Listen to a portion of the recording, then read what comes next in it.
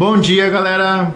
Se você acompanhou nossos vídeos aí recentes de nossa viagem pela Coreia do Norte e não conhece muito a história desses países, talvez tenha ficado com algumas dúvidas em vários locais que a gente visitou. A nossa ideia inicial era ir contando um pouco da história, né, da Coreia do Norte, dessa divisão, enquanto a gente fosse viajando por lá. Mas por conta da correria não conseguimos fazer isso.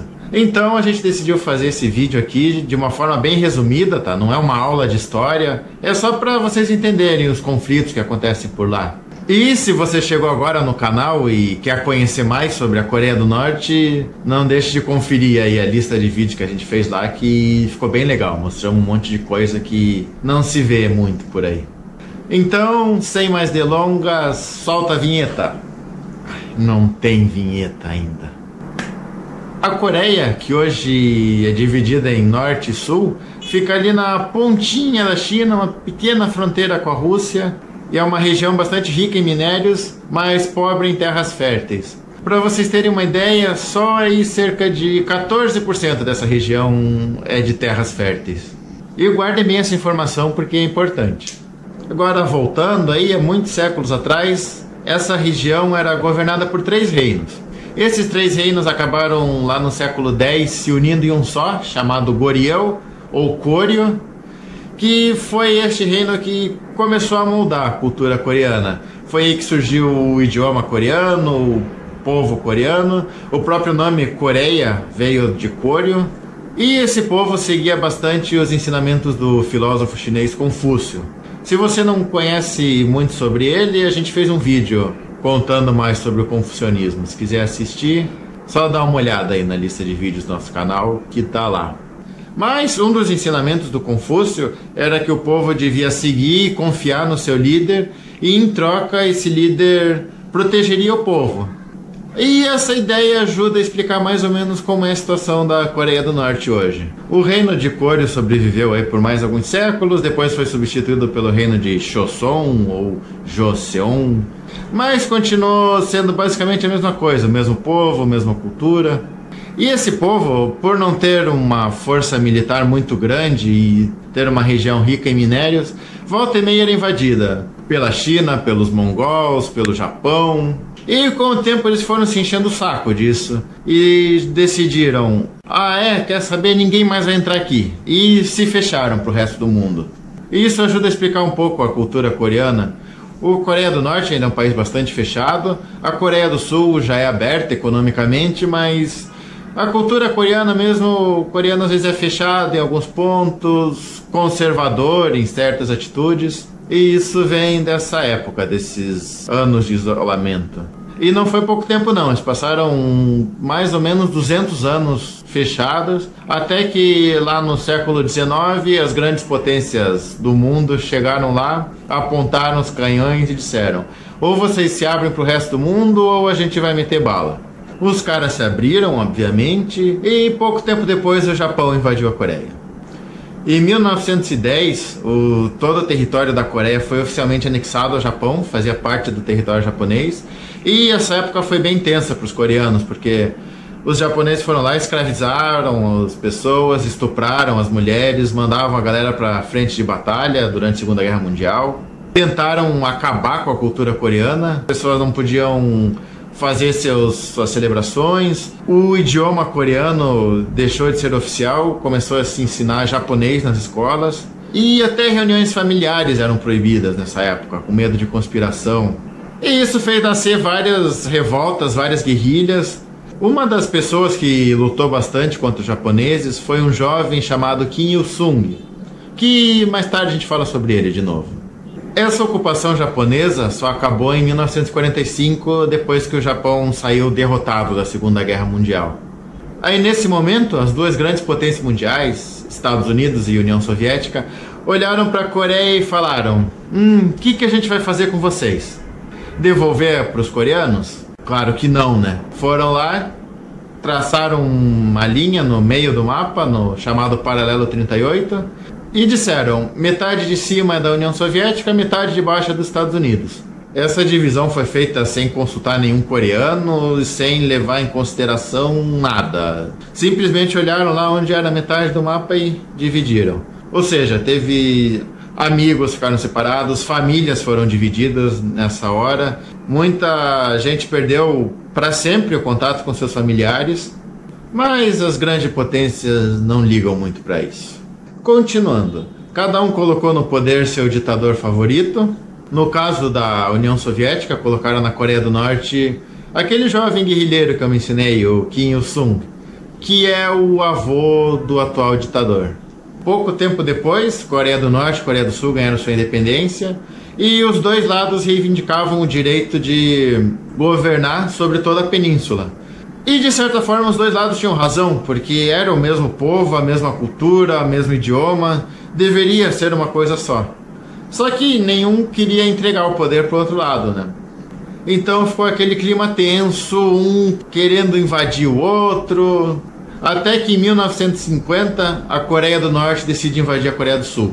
Eles pediram apoio para a União Soviética. Na época a União Soviética não gostou muito da ideia, porque não queria se envolver num conflito direto com os Estados Unidos, mas acabou apoiando estrategicamente. A China não quis se meter, mas a Coreia do Norte invadiu e quase conquistou o território inteiro do Sul. Exilou as tropas lá num cantinho.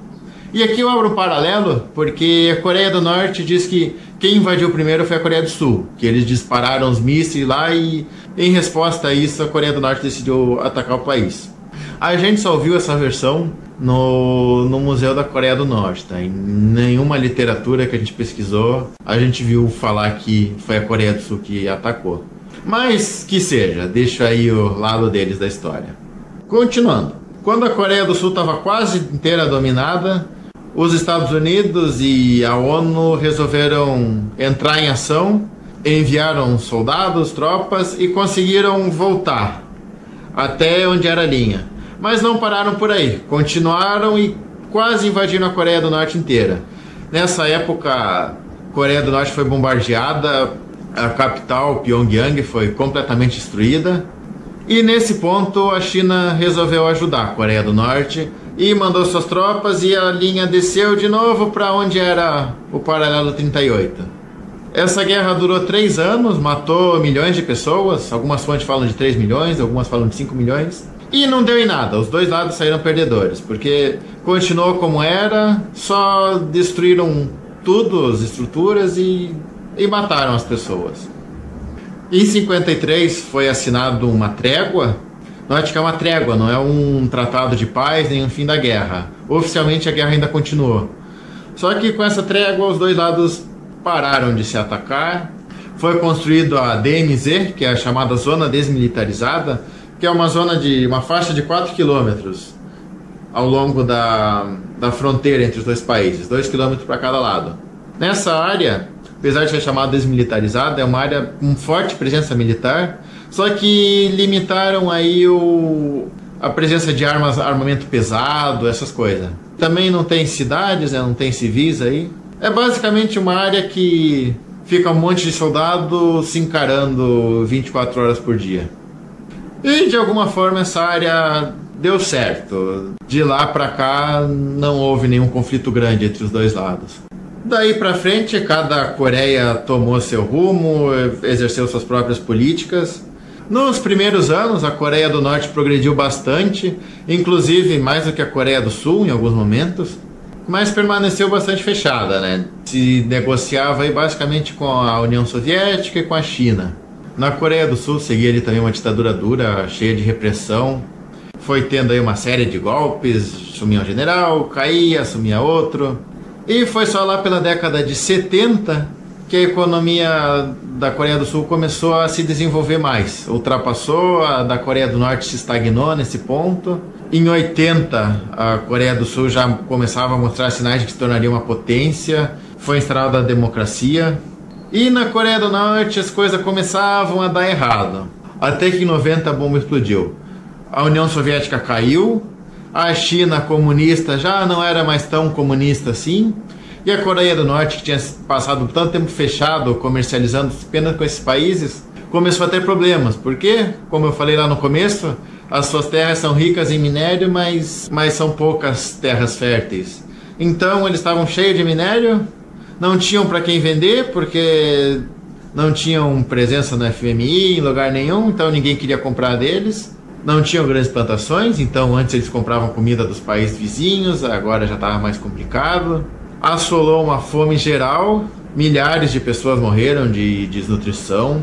Nessa década de 90, o primeiro ditador também morreu, assumiu o filho dele. E nesse ponto a Coreia do Norte começou a ver uma abertura, começou a ter uma reaproximação com a Coreia do Sul. Inclusive aí a Coreia do Sul mandou ajuda humanitária para a Coreia do Norte. Abriram a fronteira, a Coreia do Sul instalou algumas fábricas na Coreia do Norte, contratava mão de obra norte-coreana. Chegou a se falar até numa reunificação pacífica, onde os dois países se transformariam num só, mas cada um com seu governo.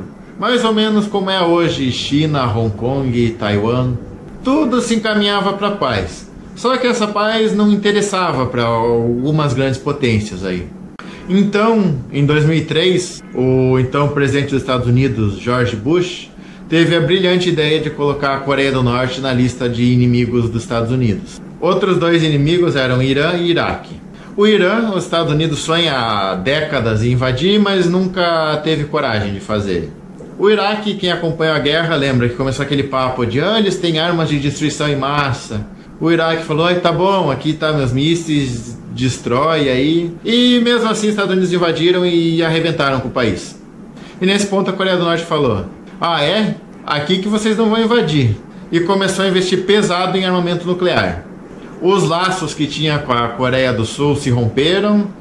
As conversas que tinham sobre reunificação acabaram. Pouco tempo depois, o então ditador Kim Jong-il morreu também. Assumiu o filho dele, Kim Jong-un, que está no poder agora. E a tensão foi só aumentando, até que chegou a esse ponto que a Coreia do Norte agora diz que tem bomba para jogar onde ela quiser no mundo.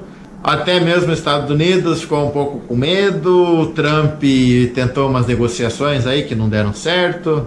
Aumentaram as sanções, tentaram negociar para que a Coreia se desarmasse para eles tirarem essas sanções. A Coreia disse que não, que eles primeiro tiram as sanções, depois ela desarma.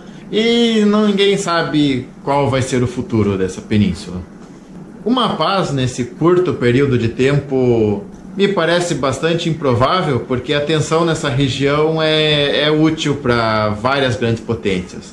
Para os Estados Unidos, que eles têm uma desculpa para manter um exército na Coreia do Sul, e tá aí fazendo uma espionagem na China, espionagem na Rússia, alguns países vizinhos. Acabando a tensão, não tem mais por que ter exército ali. E também usa uma grande propaganda para o seu país, né? Estamos protegendo vocês da ameaça nuclear da Coreia do Norte. Para a China e para a Rússia também não é interessante acabar com a Coreia do Norte. Se eles se unem e a Coreia do Norte vira capitalista, complica para o lado deles, porque eles ficam com um aliado dos Estados Unidos beirando a fronteira deles. Então isso explica aí por que a China e a Rússia apoiam a Coreia do Norte, Estados Unidos apoia a Coreia do Sul, num apoio que é só para aumentar as tensões. E um dado curioso até é que aqui desse lado você não sente tanto essas tensões. A própria Coreia do Norte, que é inimiga declarada do Japão, enviou ajuda quando teve terremoto lá que destruiu tudo. A maioria dos coreanos, tanto do norte quanto do sul, não veem seus vizinhos como inimigos, veem como o mesmo povo, só que pelas casualidades da política acabaram divididos. Enfim, esse é o resumão da história das Coreias. Esperamos aí, pelo bem da vida das quase 80 milhões de pessoas que vivem na península, que tudo acabe bem, que isso não evolua para um conflito, porque senão a coisa vai ficar feia para todo mundo. E é isso, galera. Espero que esse resumão tenha ajudado quem não entendia nada desse lado a se situar melhor. Até a próxima!